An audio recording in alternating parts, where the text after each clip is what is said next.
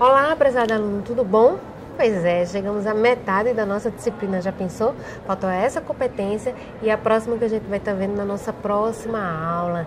Então, curioso? Está estudando sobre o assunto? Está pegando aquelas dicas que o nosso querido Elton aqui está dando pra gente? Depois eu quero saber esse feedback, viu? Pode passar um e-mail para mim, me contando, não tem problema nenhum, eu vou adorar saber. Bom, na competência de hoje nós vamos falar de um assunto que eu tenho certeza que vai dar um pouquinho de fome aí em vocês. Por isso que dessa vez nós vamos ter uma aula que vai ser completinha.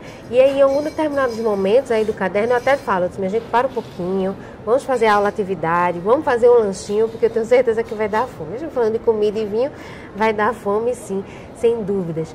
Na aulinha de hoje nós vamos falar um pouquinho a respeito de enogastronomia, que nada mais é do que a harmonização do vinho com os alimentos. A gente sabe que qualquer tipo de alimento pode ser aí consumido com vinho.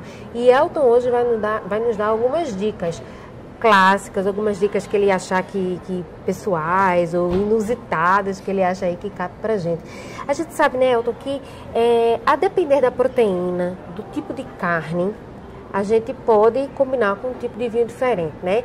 Tem muito aquela história que se fala de que geralmente carne vermelha é vinho tinto, carne branca é vinho branco. Isso realmente é verdade, é bom para não errar, ou você pode fazer uma mistura aí de influências, né? Carne vermelha com vinho branco e vice-versa. O que você nos tem a falar a respeito disso? Sobre a cor, isso procede até um certo ponto, digamos que é uma harmonização que hoje em dia você já sabe que pode ir muito mais além. Então, é interessante você fazer a harmonização por cores.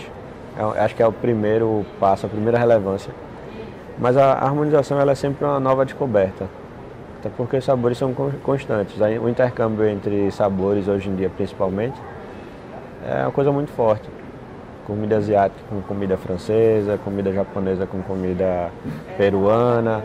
Então, cada vez mais os sabores se misturam, né? É a fusão, né? A o fusion, fusão, né? Que a gente chama. E aí, você tem também com tudo isso a culinária clássica, onde surgem as harmonizações clássicas.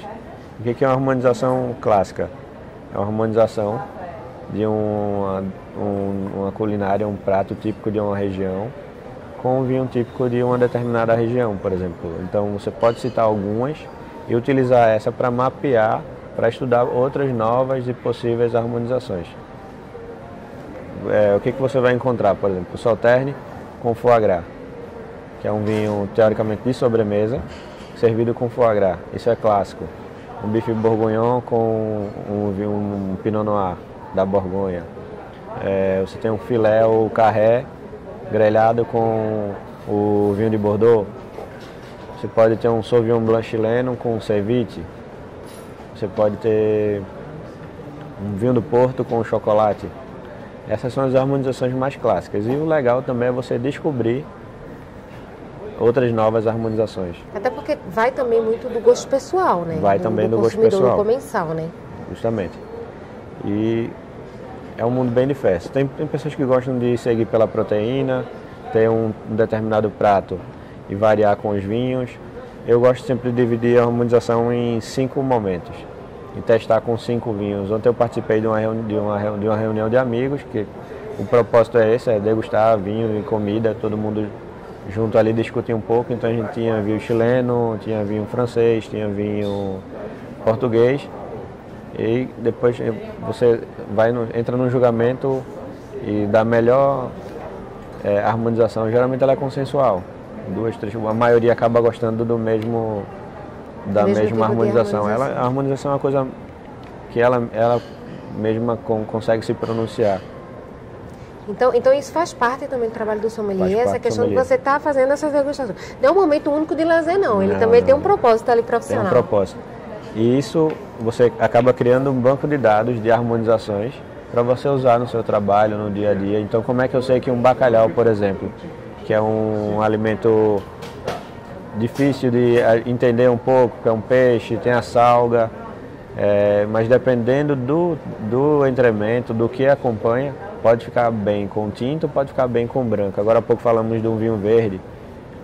Se for um bacalhau grelhado com batata mousse e espinafre, que é um preparo, digamos, um pouco mais natural, e azeite, toquezinho de azeitona, um pouco de azeitona, ficaria melhor com um vinho verde, da região de vinhos verdes em Portugal, ou um branco do Douro, com mais frescor. Já se eu tenho um bacalhau com natas, um Zé do Pipo, então eu já prefiro seguir. Bacalhau com natas tem um creme de leite, é gratinado, eu já prefiro seguir por um tinto jovem, com bem bom vigor e boa acidez, pouca madeira, para equilibrar. Então você consegue fazer a harmonização. Então, você pensar sempre em 5 possibilidades, você vai conseguir chegar a uma boa, e a uma não muito boa, também vai ter uma que vai ser um desastre. Ah, acontece também, né? Vai ter uma daquelas 5 que vai ser um desastre. E como é que você, logicamente, fora o sabor, né? Quando é um desastre, digamos assim, tem alguma coisa que o vinho termina travando mais do que deveria, o alimento não desceu muito bem, como é que você consegue identificar esse desastre? Digamos? Tem algumas regras para poder chegar na harmonização, que a gente geralmente utiliza. Por exemplo, gordura ela é combatida com acidez, então a gordura do prato, ela é logo combatida com acidez. Só que eu também não posso equilibrar acidez e acidez. Senão, imagina, eu tenho uma salada com muito vinagre. Eu não posso achar um vinho com uma acidez equivalente à do vinagre, porque eu não vou conseguir. Fica até indegustável. Indegustável, vai chocar muito. Depois, doçura. Geralmente, doçura com doçura. E toda doçura tem um pouco de gordura. Então, você precisa de um vinho doce com boa acidez. É um caso de um Sauternes que pode ficar muito bem com a sobremesa gordurosa, doce aroma. É sempre bom dar equivalência aos aromas. Se você tem muito aroma frutado, prato que tem boa aromaticidade. Que é a questão do flavor, né? Que a gente do também flavor, tem o sabor juntamente com o aroma, né? Porque tudo se interconecta, né? Na hora do paladar. Então você imagina eu ter um Sauternes, vou citar novamente Sauternes, ou qualquer vinho de sobremesa, que tem essa característica da pera, da maçã. Sim. E você pode ter uma sobremesa à base de maçã, uma pera cozida num vinho branco. Entendeu? Então isso é muito bom, porque tanto você tem a parte aromática como tem a parte de sabor. Essa sobremesa pode trazer um chocolate, pode trazer um mousse, que tem a coisa da gordura.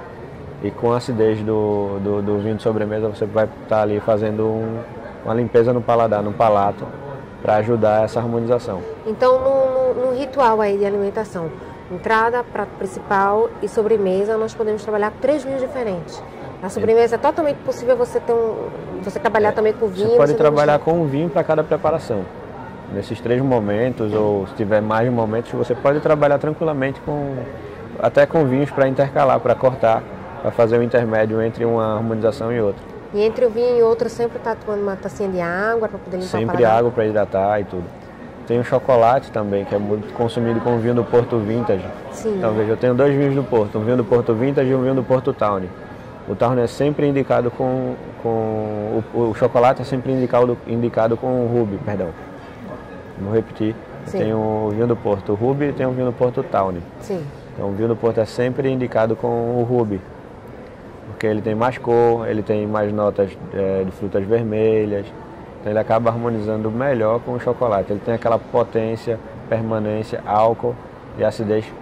Ele tem uma persistência no paladar que equivale à persistência do chocolate. Então é uma questão de você potencializar o sabor, você potencializar tudo o que aquele chocolate e o que o vinho pode dar, na verdade. Chocolate, enquanto mais amargo, quanto mais cacau tiver, ele tem um sabor mais forte. Então você precisa de uma bebida que permaneça no paladar e que seja equivalente ao chocolate. Ah. Você não pode, um vinho tinto comum às vezes não suporta o chocolate.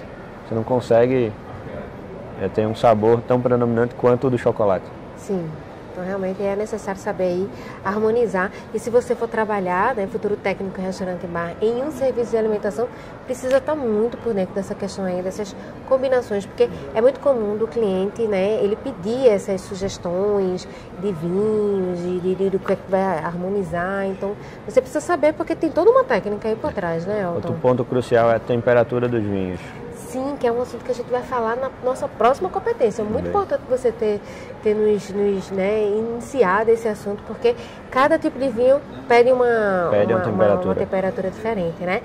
Aí já deixa aí para nós o gostinho da nossa próxima aula, do nosso próximo encontro, a respeito aí dessa questão, como é que a gente deve armazenar o vinho, se é na horizontal, se é na vertical, qual a temperatura que a gente deve utilizar. A gente vai falar bem a respeito disso na próxima aula. Para finalizar a aulinha de hoje, Elton, aquele bacalhau com natas, aproveitando que a gente está aqui no restaurante português, qual é o vinho que você sugere mesmo? Eu sugiro um vinho tinto do Douro, preferivelmente jovem, sem madeira, como eu falei. Pode ser um 2/5.